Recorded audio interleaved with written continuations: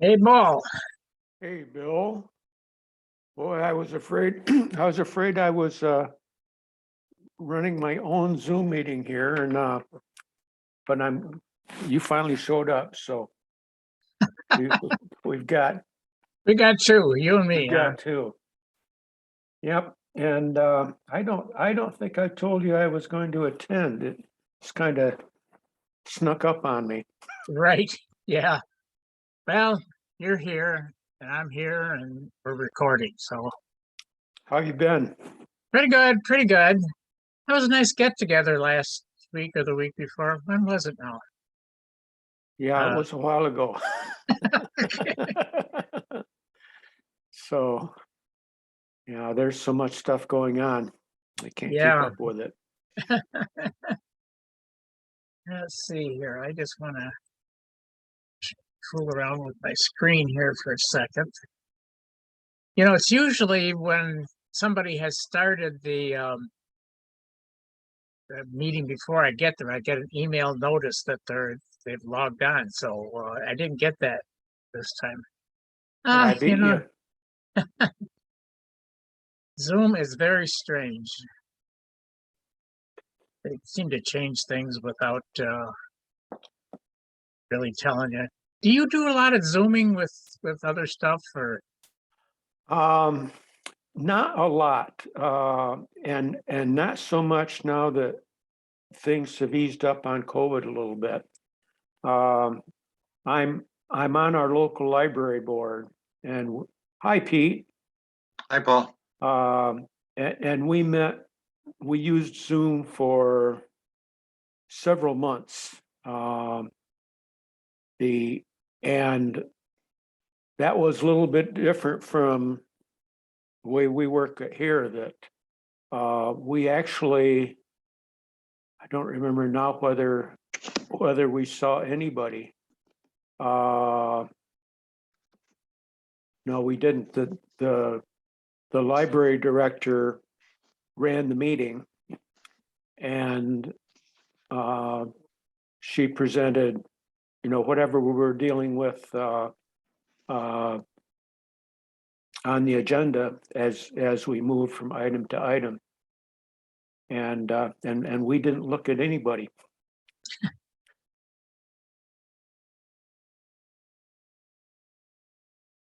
and what's up with you, Pete? You guys got better lighting than I do. I got one of these circle lights, but it doesn't seem to. I got one too. Um, Yours is brighter than mine. well, I positioned it. I clamped it to a shelf next to my desk, so it's coming down from on top. Looks like yours is like straight ahead. Yeah, I got it hooked on a shelf too. I'll go higher here and see.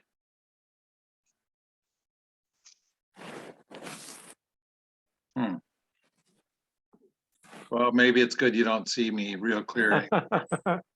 I'm going to try to take care of some of this backlight a little bit here. Oops. Michael Murphy has joined the gang. Hello. Oh, my. And your assistant getting things going, huh? Yes, we are. Okay, so you got your sound and your sight. Oh, we do, So yes. you're good Thank you. to go. And you can put it up here. Right. That doesn't Thank you. make a lot of difference. Oh, That way, or you could turn it like that. Yeah, there we Yeah. go. That's good. You are in the. Thank meeting. you. Thank you.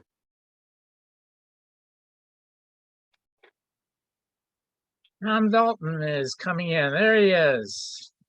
Tom Dalton. hi, Tom. Hi, Tom. Do that. Good evening. A man of few words. Yeah, my old next door neighbor ought to know.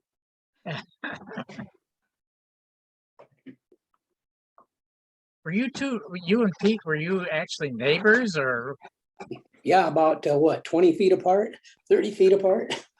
Very close, very close.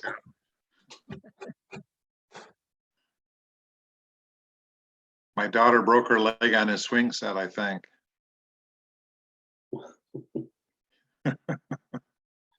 And one of them had an accident on the back roof deck. Fell off the roof.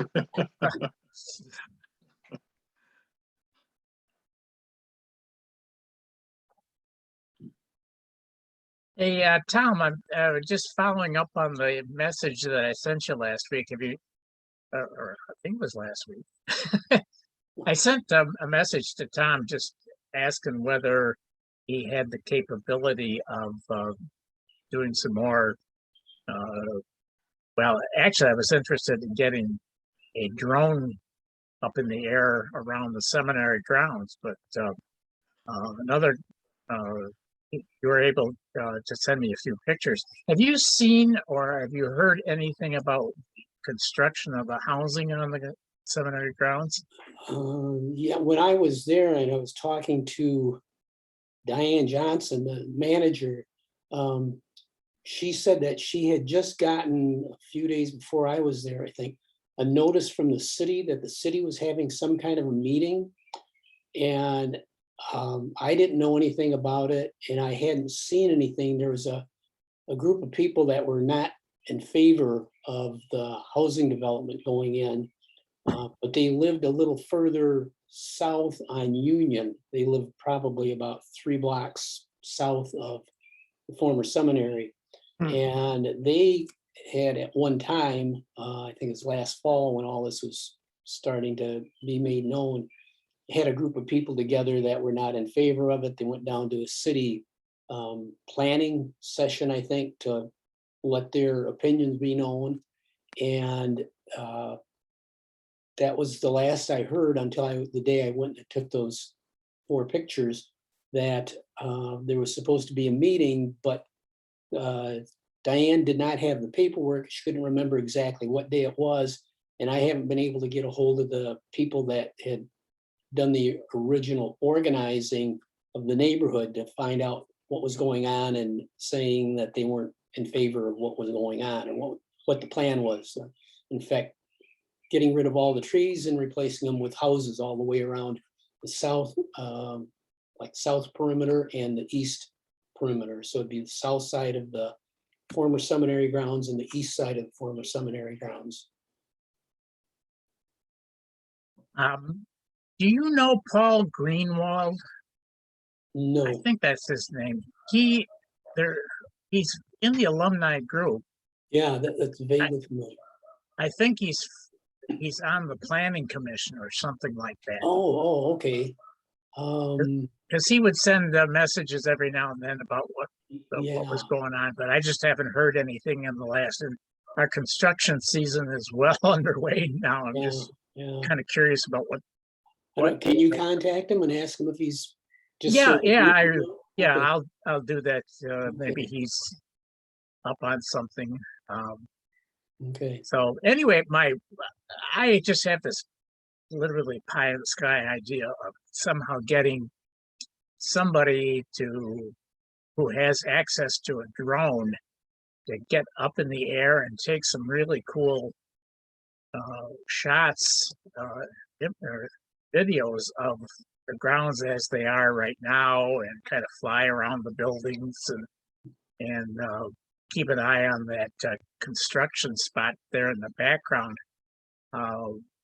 But I haven't run into anybody yet who has or knows anybody who has a drone. So it's another one of my dreams out there. So I did the next best thing that I could think of is I went up to the stairwell in the southeast part of the building as far up as I could go.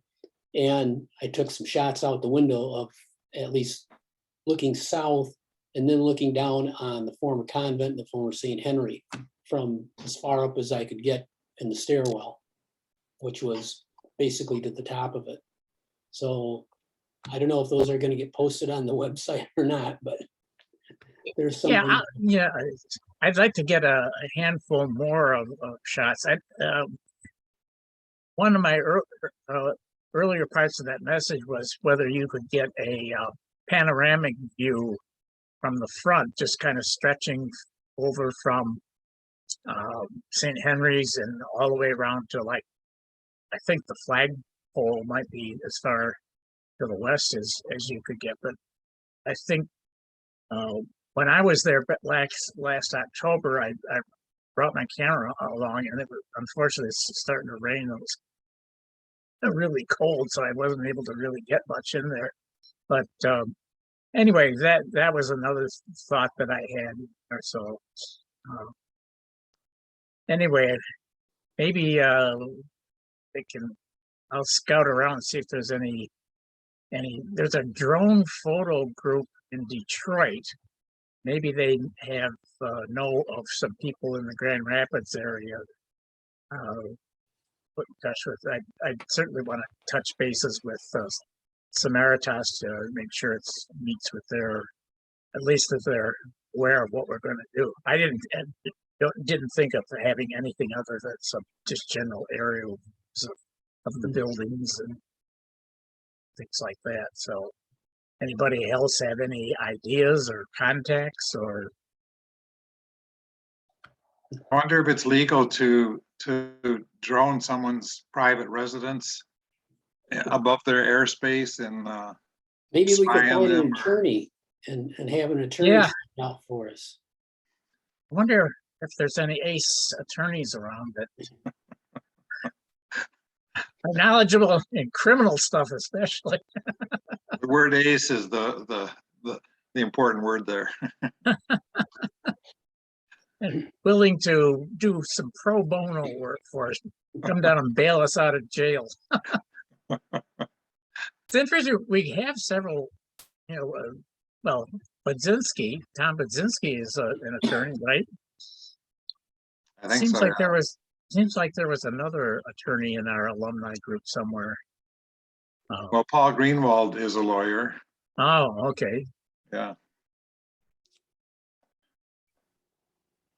So anyway, another thought I had about the follow up on the luncheon from, when was it now, the 12th or the 19th? I think it was the 19th, right? Was there anybody there among the group taking pictures that you spotted? The shot that I got of Jerry Stein wasn't all the best in the world that I discovered afterwards, because I was sort of shooting into the sun and his didn't come out quite as well, but I thought maybe there was somebody else who was taking some snapshots there. Does anybody know of anybody else that was shooting that day? Didn't Jerry take pictures? Jerry Stein. Yeah, and I didn't even get a good picture of myself, except for the one that Bill Gebhard took of the group, and that's the one that he wasn't in. So it would be nice to get, and maybe somebody else got some. Mine are sort of the candid camera approach that get people as they are, not a whole lot of sort of that surprise look. Oh well, anyway. Well, assuming that you took that shot of me, that's one of the best portrait shots I've had in a long time. Oh well, that was kind of nice. I was talking with Paul about that. It was kind of nice seeing that we had 19 people there. I think, wasn't that the number? We had a couple that showed up sort of unannounced, and a couple that didn't show up. So I think we had 19 folks there. I was trying to think. One thing that, this is Jim Blanchard. He's the guy that has been our main contact at the archives. He had hip surgery, so he's been sort of sidelined for quite some time. But when we were talking, I forget who I was talking with at the get together, about the fact that there are so many things in the archives that we haven't been able to get access to. And another thought that I had was maybe we could get in touch, or I could get in touch with now Angela Yando. Mm. She's the archive. Yes.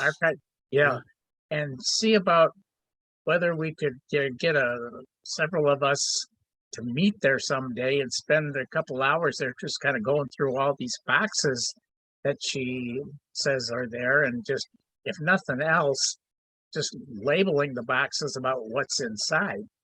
I don't know if that's feasible, if anybody wants to be part of that whole thing, but I would really love to get inside some of those boxes just to see what the heck is there.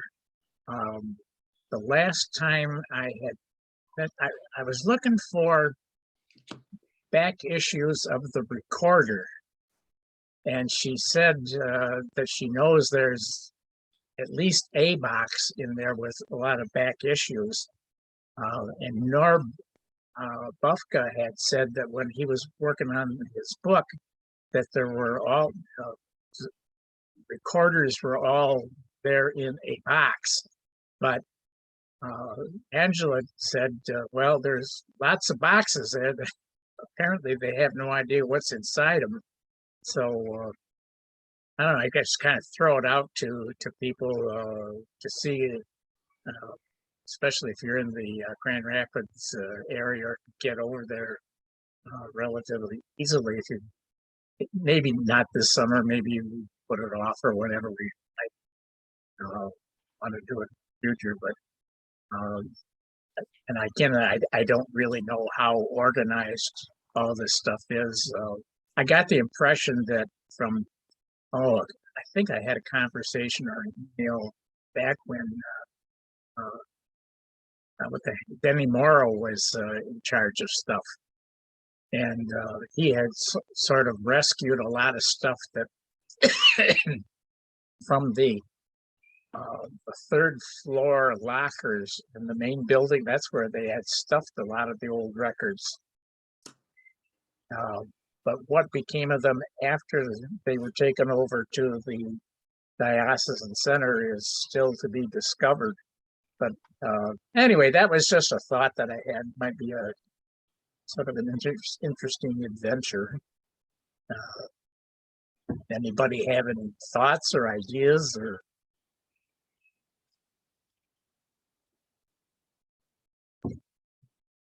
Everybody's stunned. Well, I was trying to think of whether there might be a school project, maybe associated with Aquinas, or maybe someplace else, but that there might be an enticement for somebody to do a not a term paper, higher involvement than that, but do a research project, maybe more than one. Maybe we can find somebody who, again, I'm just thinking anybody in the history department over there that might have a special interest in Grand Rapids and diocese. Maybe Angela knows somebody who has the enthusiasm that that Dennis had for preserving stuff. I probably, like a lot of us guys, I only have a few things left in my boxes, and they're sort of getting all mixed in with all my other stuff, and I have a feeling that's the way it is with a lot of us. We know we have stuff somewhere. It's like my own personal and family history. I grew up in Muskegon in St. Joseph's Parish, and that's been gone for many, many years now. And along with it, all of the I did find from Angela that the parish records, like baptisms and first communions and all those kind of things, were sent over to Our Lady of Grace Parish in Muskegon. But I don't know if they sent along all of the old school records or not. I mean, that was a high school, 1 through 12 back in the early, until I think around 1953. And then it was the following year that Catholic Central in Muskegon opened up. But whatever happened to all of those old high school records? We're talking, it went back to the early 1900s.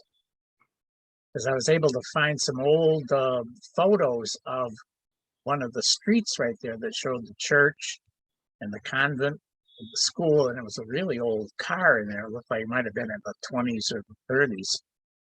But things like that, all those records, it seems like somebody might be interested in, other than myself, in poking into them. I know. Well, I think Father Phil Slawinski, who was one of the assistant archivist, he's from Muskegon. And I Oh, don't know, right, yeah. I don't know what parish originally he was from or what his home parish was growing up.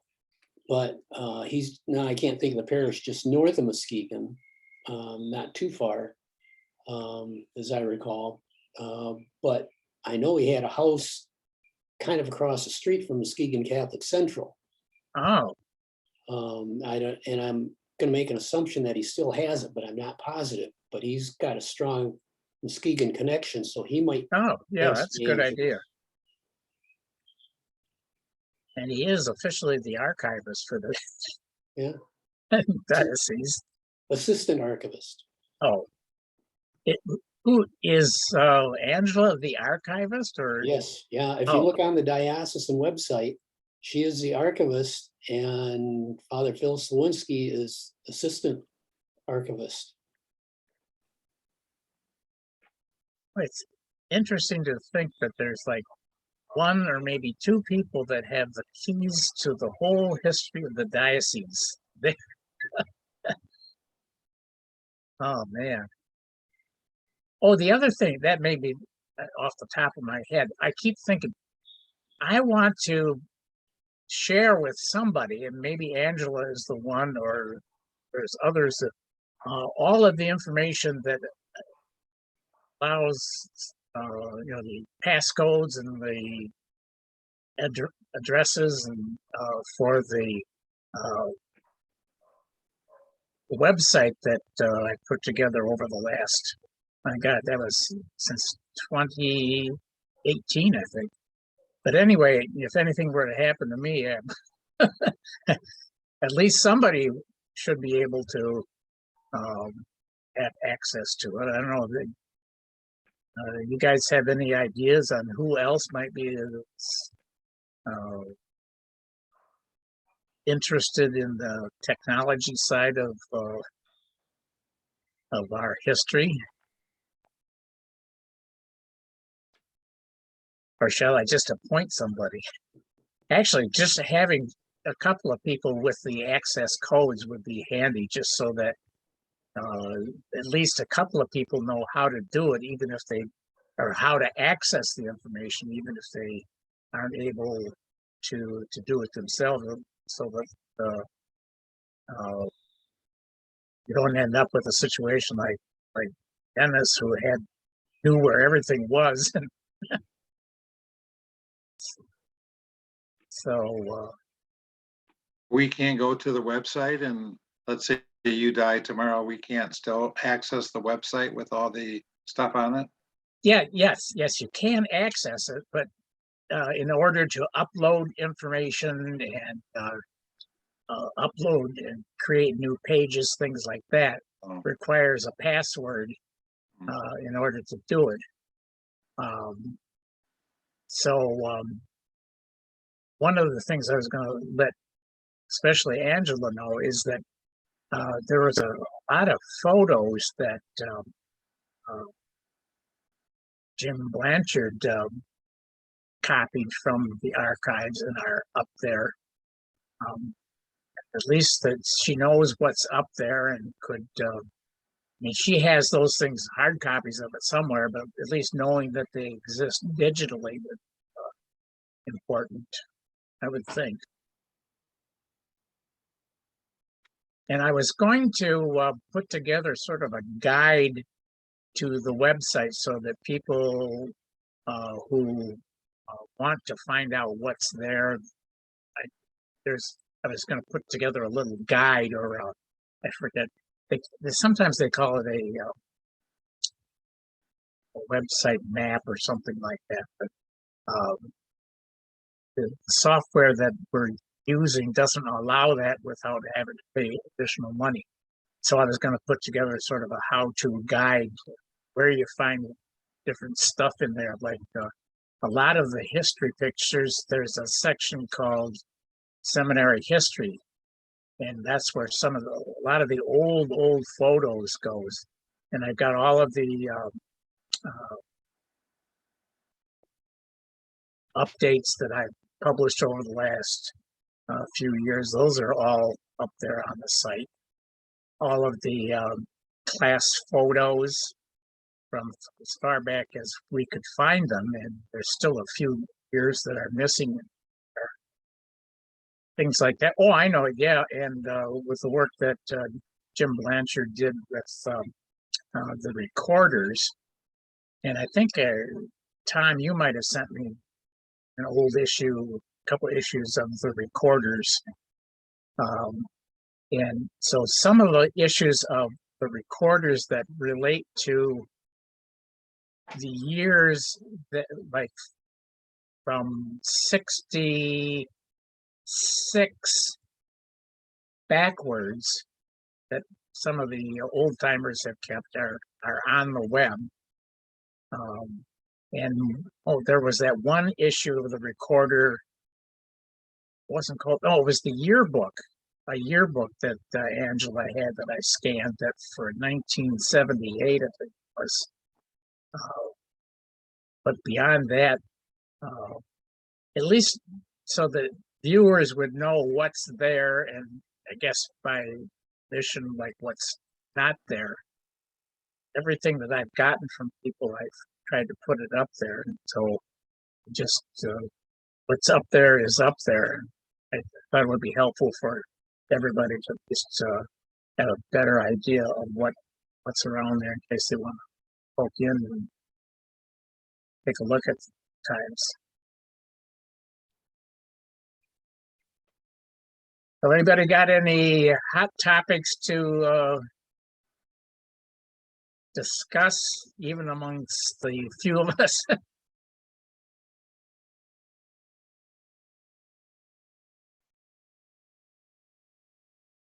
Guess not. I'll throw in one. I saw that article, I think it was in the Associated Press the last couple of days, about how Pope Francis has appointed 29 new cardinals, I think, something close to that number, and 21 of them are in the age group that would be eligible to vote for the next pope, and all of them share his particular, I guess for lack of a better word, progressive view of the church. I thought that was kind of interesting, that sort of looks like, and the gist of the article was that maybe he's thinking, it's time to put some stuff in place before he's no longer able to really carry on his responsibilities. One of the interesting comments that I saw from somebody, they contacted somebody in the Vatican who said he's not likely to retire.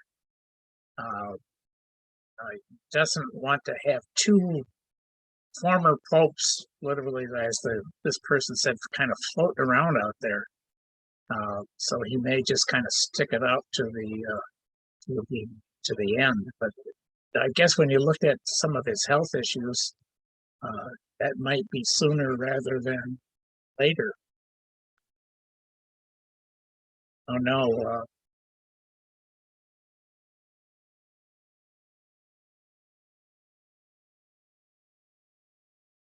anybody? I guess not. Hmm. I hate to say it, but I don't even know if in Detroit, I'm assuming that Cardinal Maida is still alive, but down here, we don't hear from him or anything about what's, there's Archbishop, I lose track of his name. I want to say Bergeron. Yes, yeah, from Detroit. Right. It seems like traditionally they would wait until a cardinal passes away before they pick somebody to replace him at that rank. And the fact that the archbishop is still the archbishop says to me anyway that Cardinal Maida must still be around. I mean, it's like one of those, it's really kind of strange that there's not even any kind of mention of him. What's up with the cardinal? No, the Pope just appointed an auxiliary archbishop for Detroit. Oh, really? I just How did I read miss this a that couple one? days ago. And it's somebody who has a Michigan connection from northern part of Michigan. I'm trying to think, it was Frankenmuth, someplace where he grew up. Oh. But he had moved out and he left Michigan at a fairly young age, but he still considers Michigan as his home. Right, as it yeah. were, despite all the other places he's lived. And I think he was ordained in Boston, if I recall, the diocese or archdiocese of Boston, whatever it is.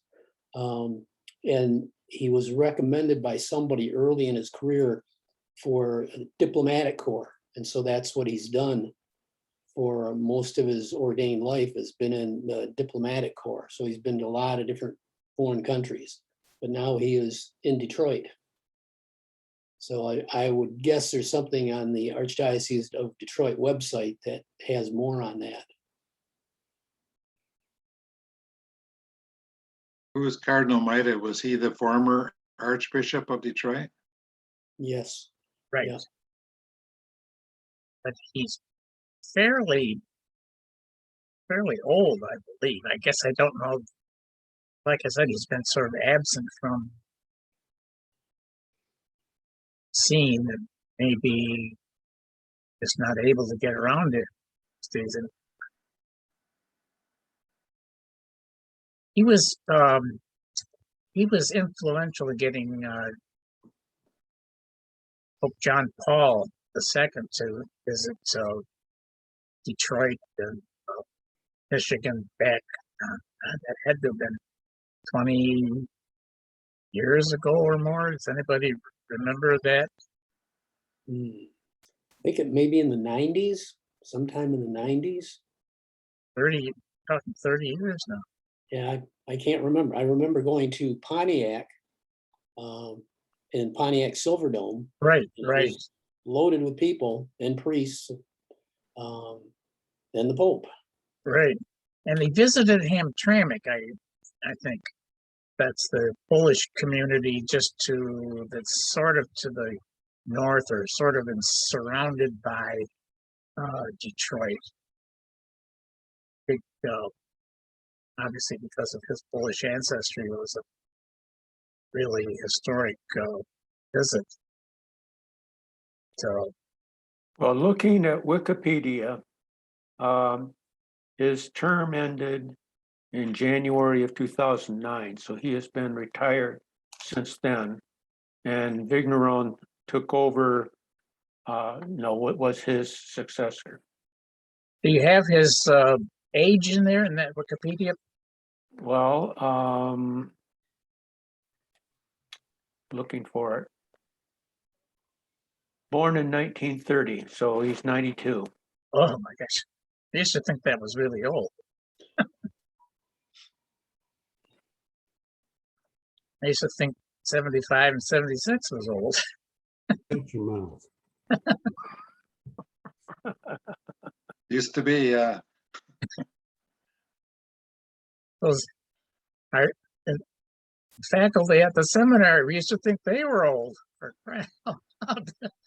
Find out they were in their 40s and 50s, 60s. Oh my God! Of course, we used to think, here comes Dick Host. I think no, that's the other Richard. Richard, I forget. His Which last name is Richard? iPad. Richard's iPad. That's the one. Yeah, I just joined, guys. Sorry I'm late. Which Richard are you? Refresh my memory. Richard Gietzen, class of 1971. Okay. Gietzen. I think I pre-registered.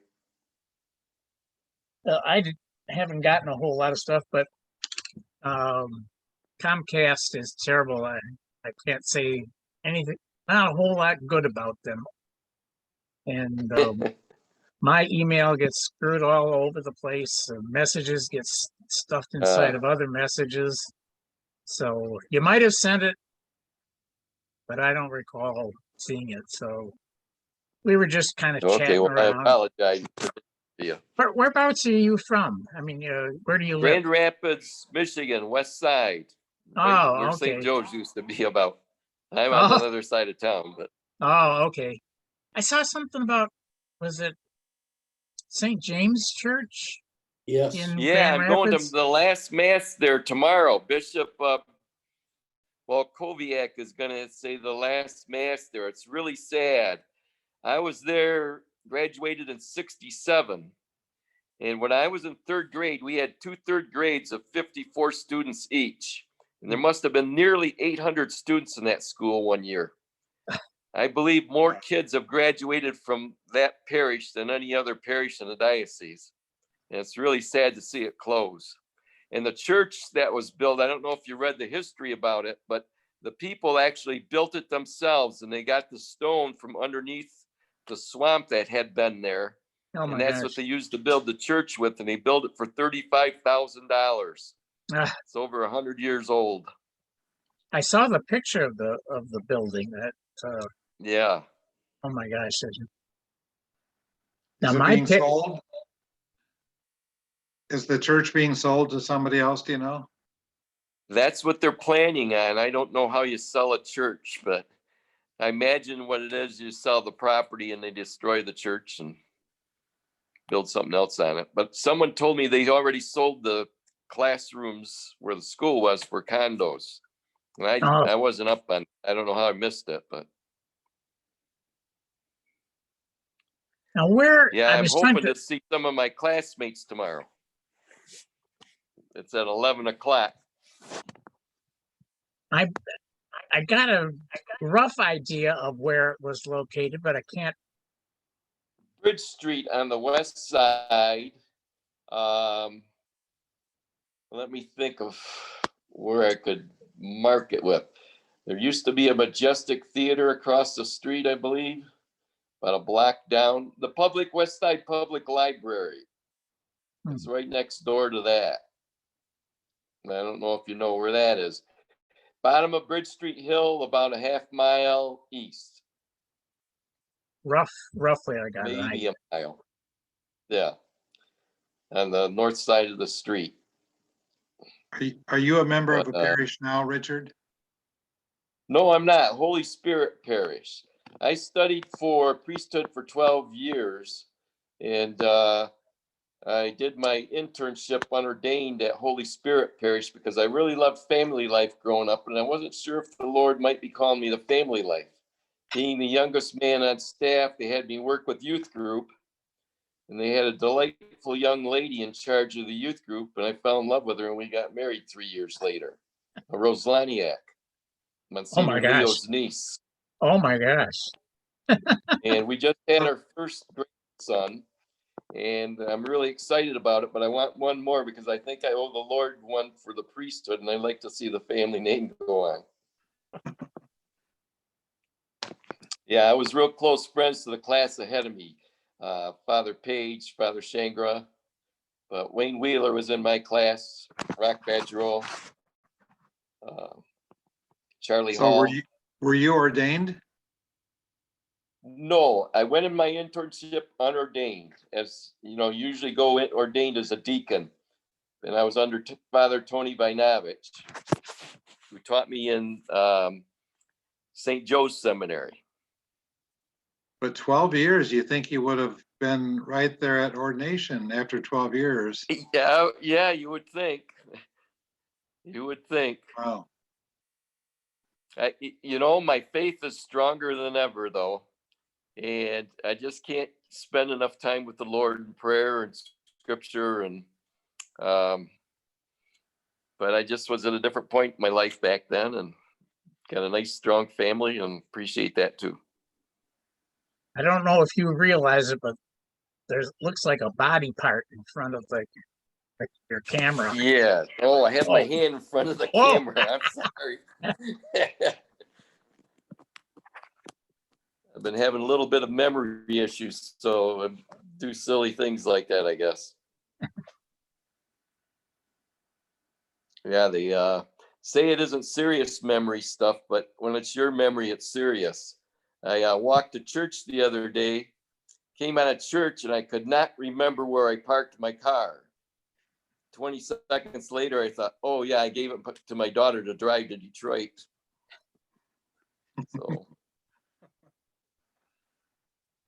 So how many you got showing up here, Bill? I think we have reached the kind of limit since we had that luncheon on the 19th of May. I missed that. I was planning on going to that. I don't know how I missed it, but Well, a great time was had by all. I had literally not seen. I saw a couple of you guys. Let's see, Pete. You were at the. Who was there at the 2018 get together back before the pandemic? I remember Al Grabinski was there. Neil. Yeah, from the.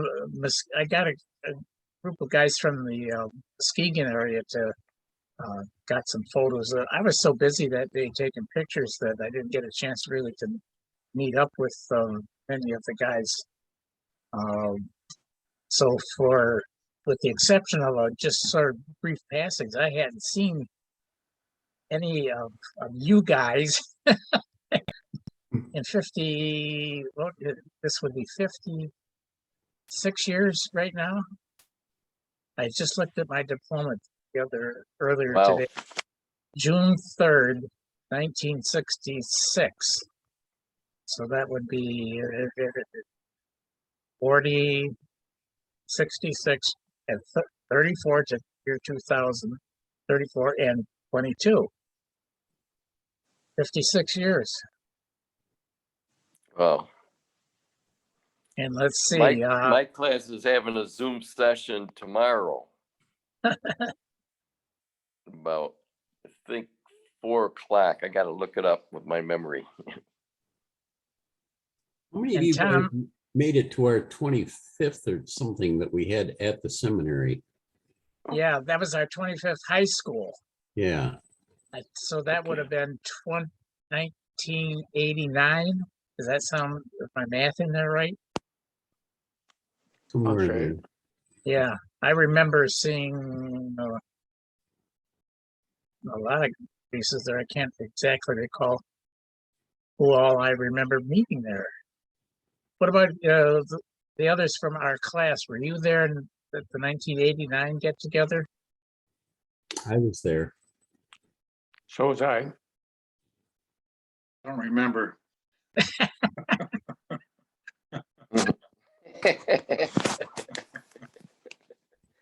You know, it made me think we didn't have any idea back in 1989 that there would be so many things that we recall about being there that wouldn't be around it after. But it was right around that time that attendance was falling. As I kind of think and continued to fall into the 90s. Well, But I hadn't- never got a chance really to poke around in the building and kind of refresh. hadn't the seminary actually closed by then? St. Joe's? I think officially it was, Because we did go wandering around upstairs and into the old dorms and things like that. At least some Yeah. of us decided. yeah, to. I vaguely remember, but doing that, but I can't remember exactly when it was that it closed. They had that, who was it? John Mullally sent me a printed program that was called, I can't think of what it was. It has the date on it. But it wasn't, let's see, 2018 is when I had to go back and kind of look at of the history. One of the things that did strike me though with, there was a walking tour that somebody in the alumni group, probably Norb, put together for the closing day. It was a sort of a self-guided walking tour of the building itself and showed where the dorms were and original convent area of building there. The one thing that struck me as I looked over at the third floor dorms was that eastern section had everybody from that would be what, probably 4 through 12, maybe 5 through 12, all living in that same dorm. It was crowded when we were there in 65, 60. No, well, we were there at 63, 64, right? Does that ring a bell with you guys? No, we had already been to St. Henry's by that time. We 64 is, we went to St. Henry's in 63, 64. right, Right. yeah. Senior year, 64. 63, 64. We were at St. Henry. So, okay, 60 and 61, the first floor dorm, or third floor dorm for the first year students, right? And then in 61 and 62, some of us went upstairs onto the fourth floor. Yeah. And it seems like others got put in that area that we used to call the corrals. Isn't that Yeah, that's correct. okay? And then the next year, 62 and 63, I think all of us were in those 4 bunk rooms along the eastern, there were 4 of them to those rooms, aren't they? But to imagine that on top of that, all of the people who were in the upper grades were also crammed into that third floor dorm area. It's just astounding when you think of how little space there was to move around in there. Guys, I gotta be leaving. I'll see you next time. Okay, Okay, Tom. keep sending those pictures along. Okay, Take care, Tom. thank you. Take care. But I guess there were only a couple of people who actually had cameras. I had my little thing that I managed to shoot a couple of pictures from. It wasn't until 1964 that I had a 35 millimeter camera, but Chris Mulcahy had a camera, and he took some really nice ones of the sort of life in St. Henry's. But beyond that, there weren't a whole lot of pictures that we took or anybody took. Unless you guys, We used to develop some of those, Bill, you and I. And we get in that dark room, get high on those chemicals, and that explains a weren't lot. sure what we were developing, but it was fun. Yeah, you and I were for a couple of years, were the photographers for the recorder, Yeah. not having anything better to do with our lives or skills that we could put to use. They put us in charge of photos. But when you look back at previous classes, it seems like there was times in there where a lot of people had cameras, even in the early 1900s. It's amazing to think that I mean, what kind of cameras were they toting around with them? How did they get them developed and things like that? It's just incredible. So it doesn't really I guess it doesn't surprise me that there were so few photos available of the years that we were around until Chris Mulcahy showed up with his great camera, and I think somebody else had some Jerry Stein had some pictures that he shared with me, and he brought them to the luncheon last week, album together. But that's the extent of our photo records, which is partly why I wanted to get into the archives to see what showed up in the recorders. You know, I have the recorder from the May of 1966 when we graduated, but I don't have any of those from the previous years, which might have had some other snapshots of what life was like at the time that we were around there. We must have had quite a few, Bill, because you and I were developing, I mean, we did develop some shots that they actually used in the recorder. Right. That's what I was about to say. My dad used to develop his own film. Yeah. How many did you have in your class when you first started your freshman year, and how many graduated? You recall? Our numbers were 33 came in and 18 made it through. I think weren't we in like 82? Okay. It started dropping off with us. The class ahead of us, I think, had 20 50 graduated. something. Well, not graduated, but that entered in at the time. I forget how many graduated in the class ahead of us. But. So what, again, refresh me on the timing that you were there. 67 to 71. 67, you would have been a freshman in high school? Yes. Oh, okay. So, And then 71, we graduated from senior year.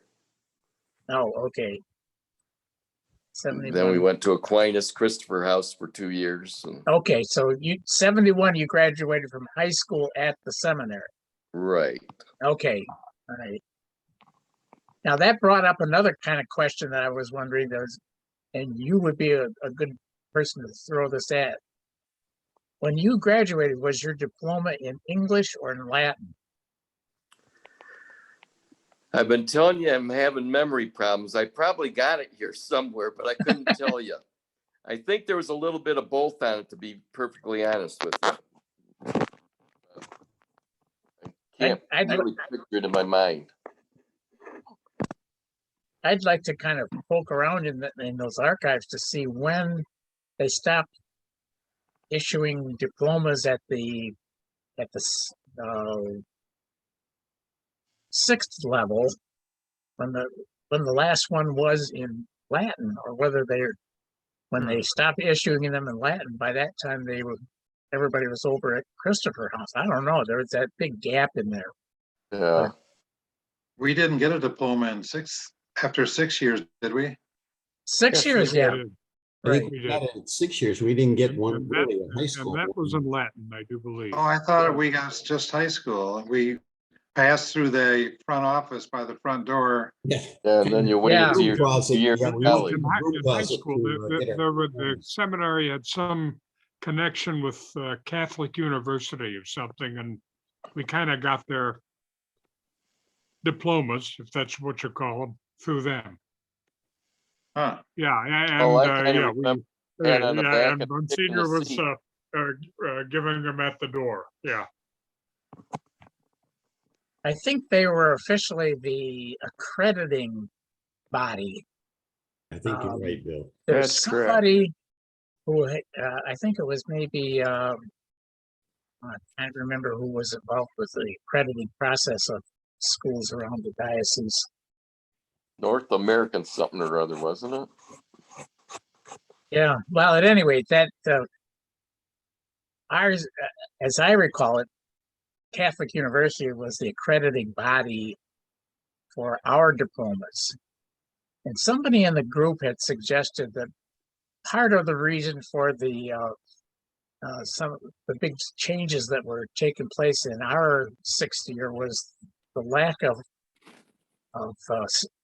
accreditable staff members who were. I mean, look at who was teaching physics, uh, Yeah. and some of the other technical things. And even when we were in high school, you know, Father McKenna or McKinnon teaching biology, Father Rose teaching chemistry. It's like, but then, Father Rose taught it all. but those days, somebody was pointing out in our discussions, a lot of it was more a case of just memorizing. We didn't, as I recall, a lot of our exams were just almost strictly memory, you know, periodic table, and some of those other things didn't require you to, wasn't a test of your ability to think, it was just a test of your ability to remember. That was my gut reaction.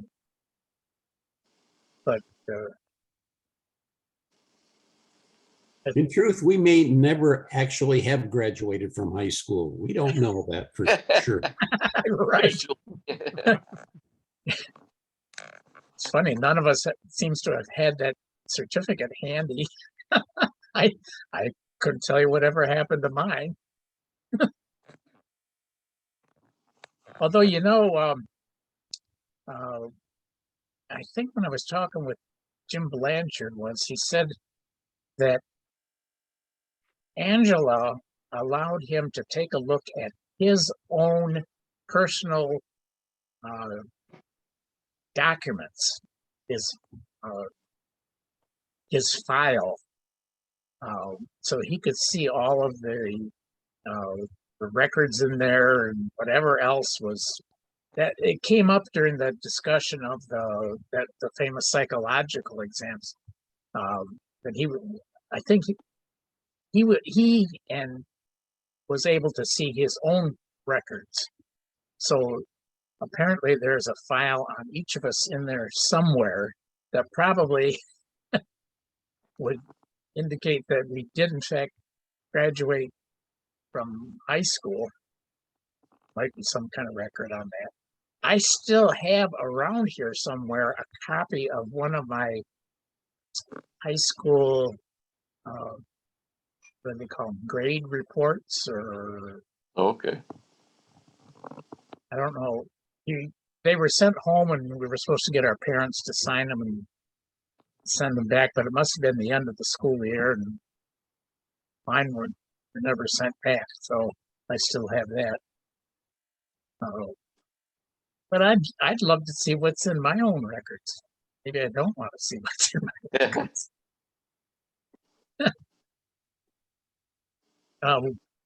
One of the things that I'm still in search of is the bulletin, the annual bulletin, that when the year that would have listed us as being in the first class, the first year.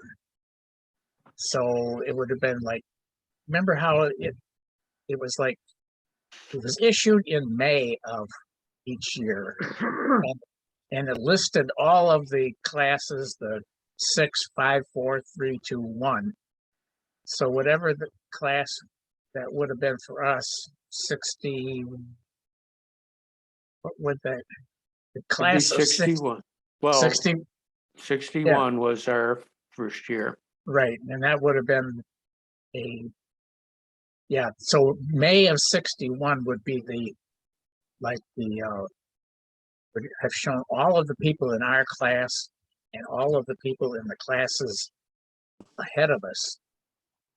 Although, as I discovered in one issue that somebody sent to me,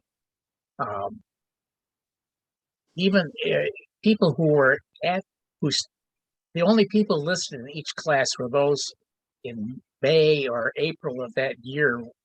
Anybody who had been in there and had left during that year was not listed on the official roster.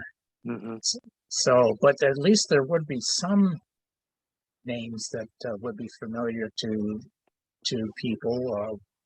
I remember in my class in the back row, there was a guy named Zinn.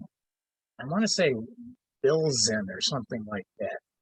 Does that sound familiar to any of you guys? Was it Bill Michael? Zink. Bill Zink. No, No, I think I it was Zim. His father was, I think, was a printer who might have been the one who printed the recorder. But he's the one that had when you had the Lee Bears rebound. He was the one that did that, or his father did. But since he was in the back row, along with Al Wamhoff and Jerry Stein, Tom Zibby, he's the only name that I kind of remember among the people in our class that left along the way somewhere in there. Any of you guys remember any other names?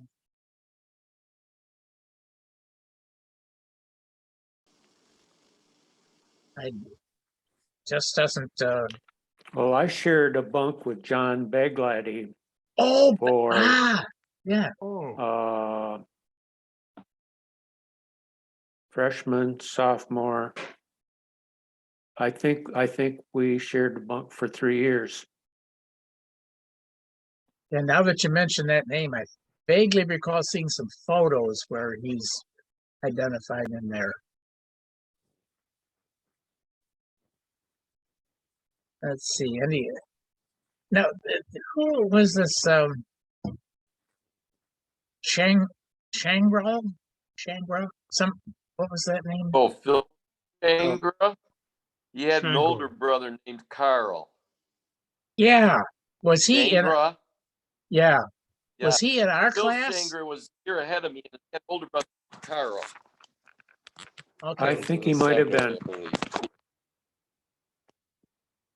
I know where I saw that name in the Mikado cast. Carl Shangrau, or how? Shangri. Yeah. Dan Shangraw. Oh, Shangra. and there Yeah, he was was my best friend in the seminary, even though he was the class ahead of me. He was in Bill Whitland's class, Tom Page, Reverend Page. I remember somebody named Raha. Does that ring a bell with anybody? Raha, you Frank Raha, yeah. played the accordion or something like that? No.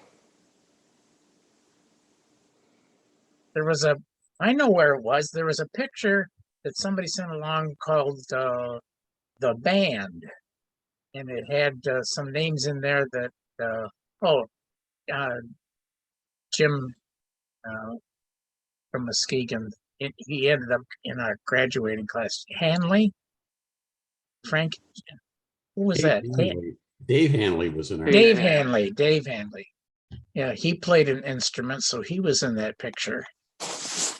I'd have to go through that, and I'll go on the website and see. There was a group on the website. There's something I called it "That's Entertainment," and it showed some of the the musicians that were around, and that's where I recognized a couple of names from our class. So, Named Acapenti. oh, okay, There's Tom, and I think his older brother was Carl also. right. They both showed up at the luncheon. Yeah, okay. You guys I had- remember from our class, Bob Bricker? Yep. Don't recall that one. See the guy that was bunking under me, I think was Mark Gardeski. Oh, Mhm. yeah, Mark, yeah. He's still on our email list, so.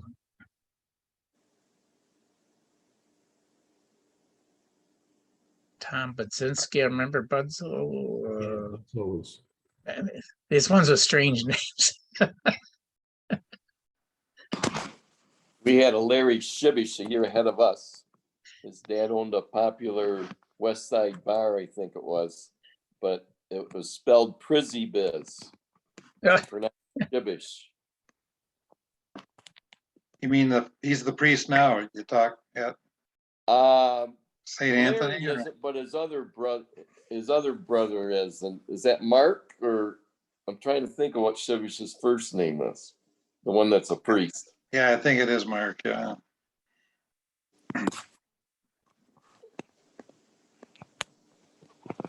Yeah, that's the strangest name I've ever seen. Do you remember Mike Schmidtke? Boy, that sounds familiar.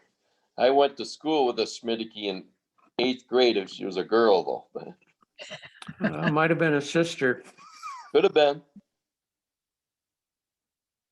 Didn't some of the priests for a lot of the Polish names just call them like K12 or Yep. no, just the first initial and however many letters were in the last name? That happened to a couple kids. Oh, it's true. And if you use the Polish pronunciation, like Roslaniak is Roszłaniec. Really? Roszłaniec for Roslaniak. That's the Polish pronunciation. My wife's a Roszłaniec. You never know it looking at Roslaniak, though. Huh. Michael E. McKenna. Remember him? Mhm. Mhm. Yeah, Yeah. I do. I can't remember how long he was there. I think Uh, just 1 year. you're down in the M's. You would know all those guys. Now, how about Dick Host, Dick Lowy? Those names ring a bell Yeah. with you guys as far as classmates years ahead Yeah. or behind? Dick was in They our were at class. St. James when I was in the seminary and used to kind of befriend me, go out to lunch and supper and stuff. Didn't Dick host? Didn't Dick from our class, Dick Host? Didn't he oversee the seminary there at or Christopher House for a while? Boy, he might have. He might have for a while. Because I think when we had our 25th, Dick invited us over there the next day Ah, for those that stayed around yeah. and had a kind of a picnic at Christopher House there at That was a nice setting. We had Father Mike Danner when I was there and Father Paul Johnson. And Bishop Rose preceded those two guys. Christopher House leadership. Now, when you mentioned Bishop Rose, did he have a residence on the seminary grounds? I thought I read somewhere that the old convent was converted into the diocesan headquarters and that he actually resided there. Do you recall that, or anybody who? I Pete, do you- don't. I don't recall that. That's not to say it didn't happen.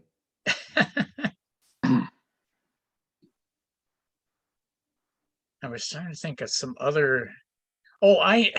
Pete, you had sent a message about somebody passing away. Jim Lowy, was that it?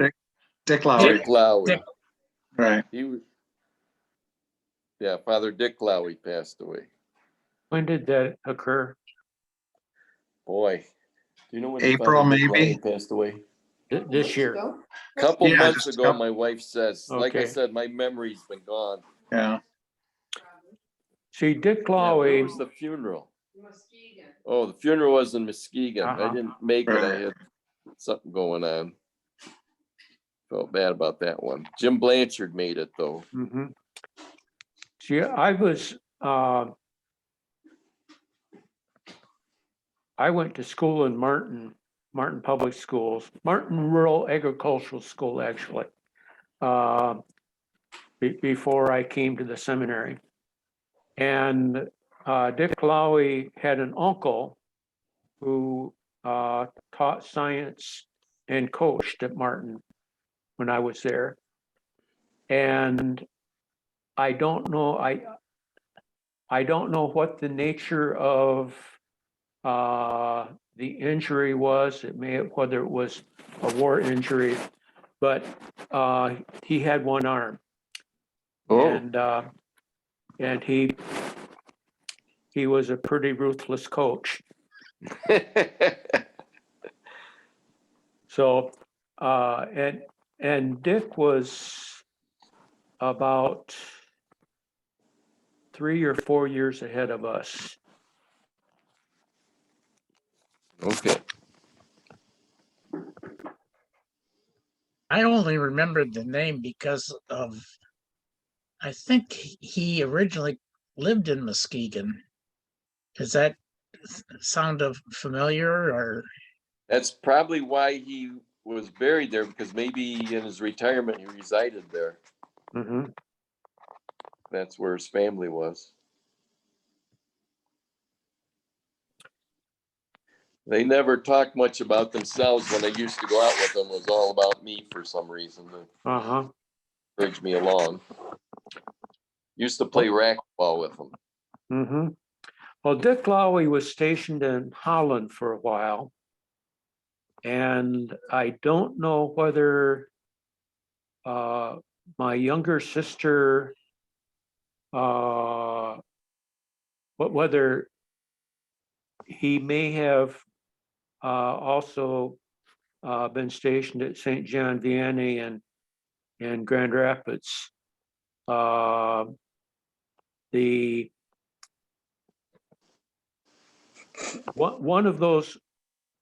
One of those two parishes, my sister was in the parish at the time, and he had Bibles at every You?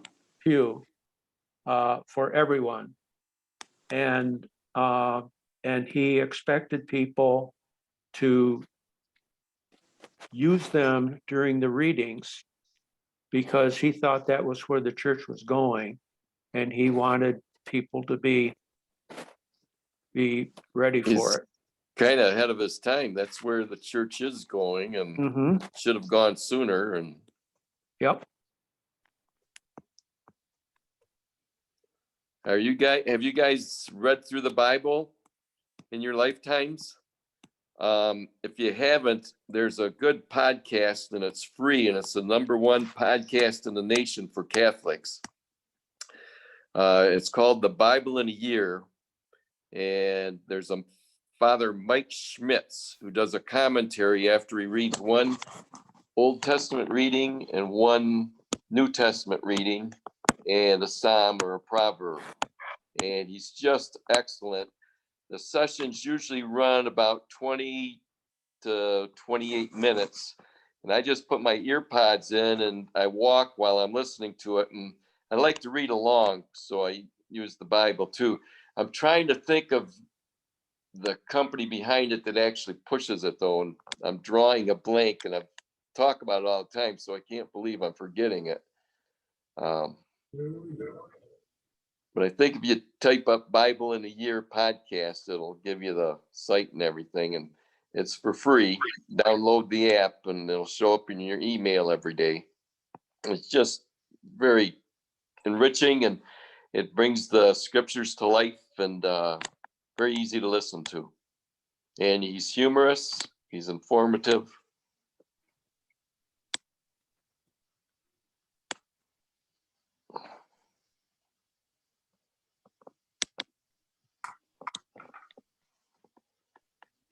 Well, guys,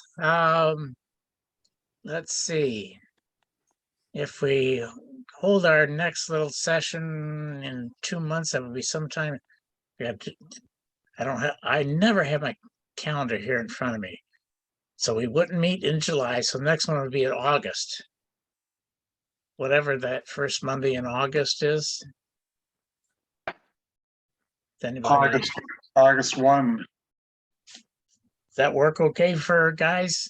I think, Oh, I recall getting a message or something from Dick Host that says he has a regular commitment on Mondays that he's not, doesn't work for him, but don't know. Al Lomhoff's trying to organize, another get together in August. Oh, okay. So Maybe August 1st would be a time, I guess, to kind of talk about that again or plan for it or something. I don't know if there's much interest or not in meeting that soon. But anyway, and again, that's way down at Al's house down in New Buffalo, and that's really getting a distance for people like Mike Murphy and Jerry Stein and certainly Billy Yagerlener. I'm surprised you guys even made it to Kalamazoo, but anyway, he's opening up his house to everybody and inviting us there. I don't know if it's gonna happen or not, or whether guys want to wait a little bit longer and accumulate some more stuff to talk about or not. He's looking at the 18th at this point. Right. So we could talk about, if we're going to meet early August again by Zoom, we could talk again about it at that point if you want to.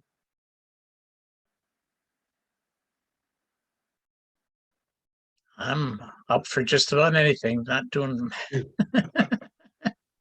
I mean, I'm sure there's not many participating tonight because, we did just see each other and kind of caught up with each other just a couple of weeks ago. So maybe by August, people will have a desire to who we are reconnect again. Before Bill heads south to Florida.